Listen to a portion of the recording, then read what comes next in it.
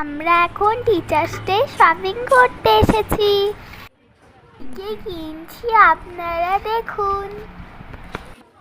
তো flower pot কিনে নি। স্যারের জন্য কিছু গিফট দেখি।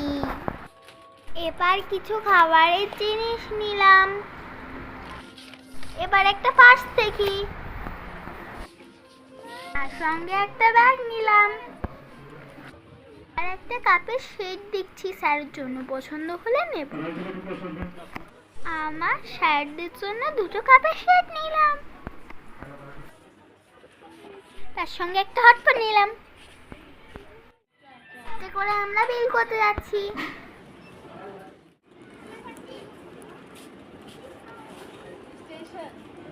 আমাদের বিল করা শেষ হলো। এবার মল থেকে বেরিয়ে আমি একটু পেস্ট্রি খেতে এলাম। বাই ফ্রেন্ডস, আবার পরের ব্লগে দেখা হবে।